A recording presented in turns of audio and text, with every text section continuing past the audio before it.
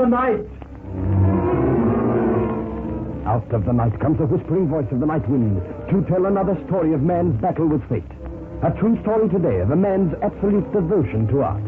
A devotion that transcended all considerations of personal welfare, that wrote a shining page in the grim, dark history of the Nazi occupation of France.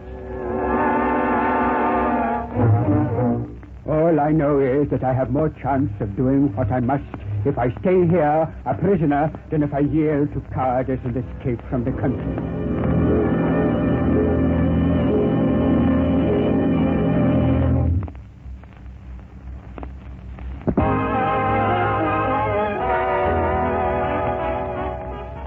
This is one of those stories that can best be told by a person concerned. So listen now to the voice of a man who saw it happen. He is Leon Feuchtwanger, the famous German writer who occupied a high place on the Nazi liquidation list. Mr. Wolstein was an art dealer. I met him in Paris in the late 1930s. He could talk of nothing else but a young Pole he had recently discovered by the name Michael Kalinski. Yes, Mr. Feuchtwanger, I believe Michael is a genius. I believe in 50 years' time he will be as famous as Matisse or Braque or Picasso. Really? You rate him very high. And not without cause. I have one or two of his pictures here. Would you like to see them? Very much indeed. Good. This way. They're hanging in the next room. Thank you. Here we are. There. Well, what do you think? I'm not an art critic, of course, but the young man certainly seems to have something. A little derivative, perhaps, but... Oh, of course you must realize Michael hasn't matured yet. He still leans heavily on the early Picasso, as he himself will be the first to admit. But wait and see. He's going to get to the top, mark my words. With such enthusiastic support as yours, I have no doubt he will. I am less than nothing, my dear Herr Feuchtwanger. Michael's is the genius. I am merely the instrument which will introduce him to the world.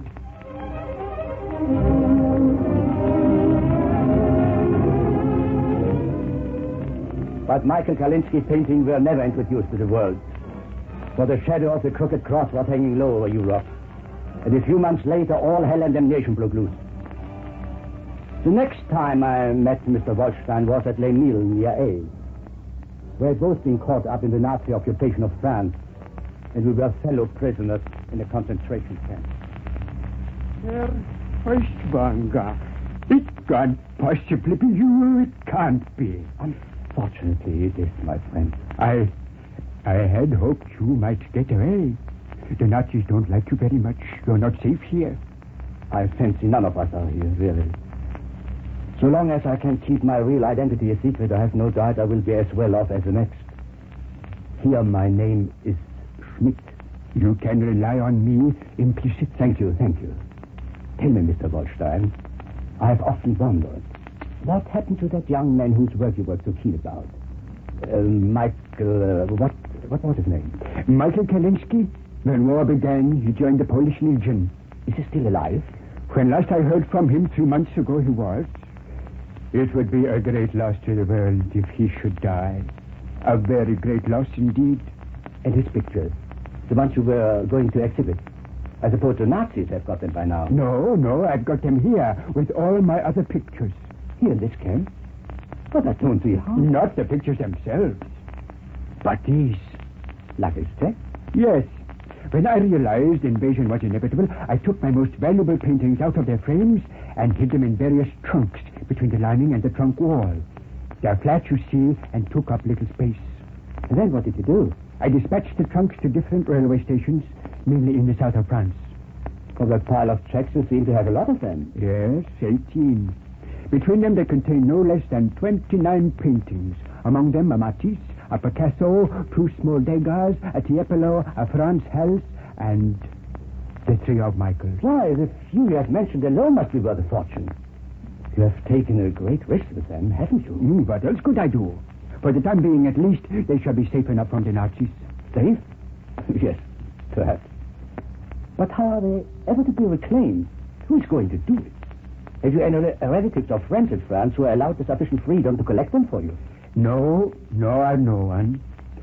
All I can do is wait and hope.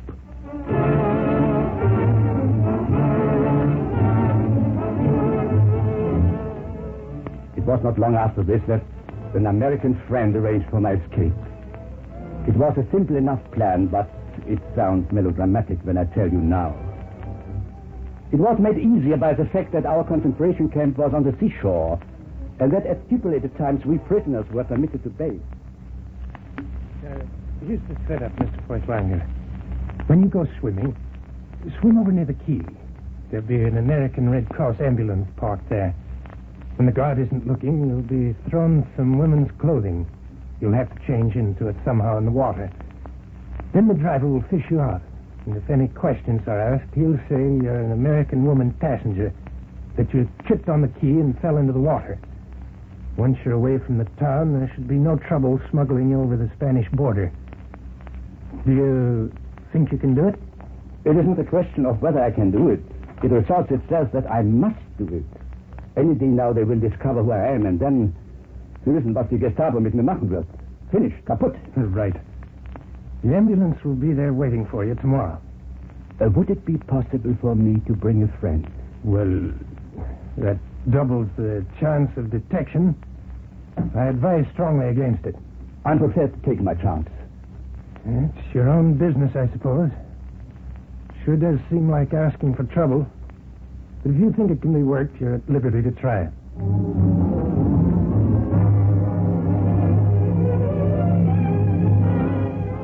That evening I found Mr. Waldstein and put the proposition to him. But his reaction was by no means what I had expected. I'm very grateful to you, my friend, particularly as you have jeopardized your own escape for me. But it's impossible. I can't go. You can't go? But why? It's risky, I admit. But think what it means if you succeed. Freedom. Escape to America. It is not the danger that stops me. It's these trunk checks. You understand? No, I don't understand. It is not possible for a man that he should be so attached to his possessions that he would endanger his life for them. I see you do not comprehend. It isn't because of the Matisse or the Hals or the Tiepolo. It's because of Michael's pictures. Matisse doesn't need me. He's known, he's famous. But only you and I know about Michael. He is the important one. It's his work that must be rescued and presented to the world. But you don't even know if he is still alive. If he is dead, then it becomes doubly imperative to keep his work alive. But even so, how are you going to get the pictures? How can you possibly reclaim all those trunks when you are cooped up here in prison? I don't know. All I know is that I have more chance of doing what I must if I stay here, a prisoner, than if I yield to cowardice and escape from the country. You yield to cowardice? That's what I would be doing if I deserted Michael's pictures.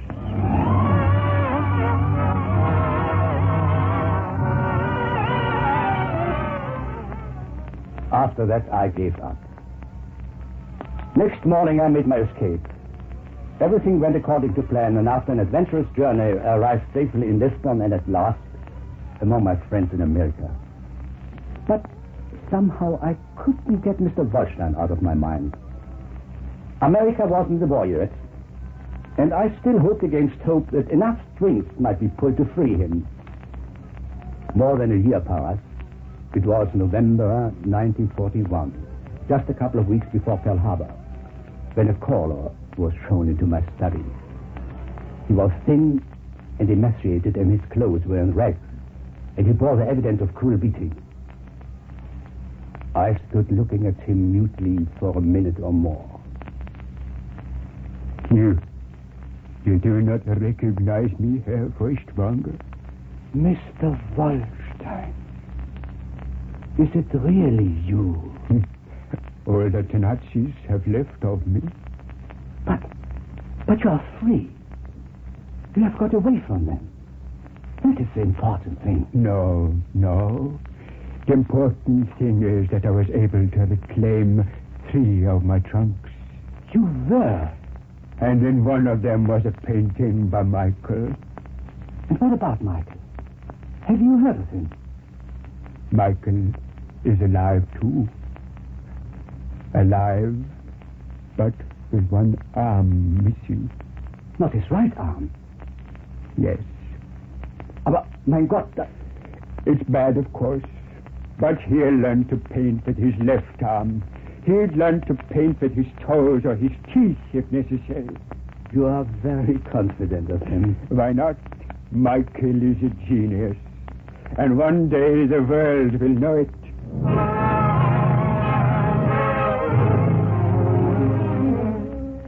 My story ends there.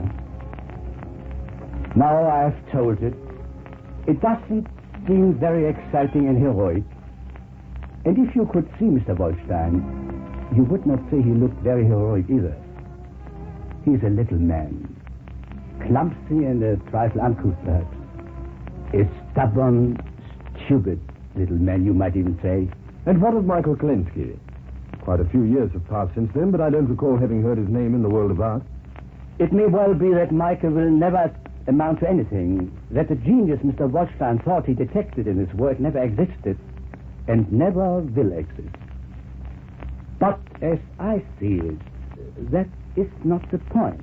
What is the point, Mr. Feuchtwanger? The point, my friend, is that whether Wolfstein was right or whether he was wrong, he is one of the few men I ever met who willingly endured the horrors of the damned for the thing in which he believed. And that, to my mind, makes him a great man.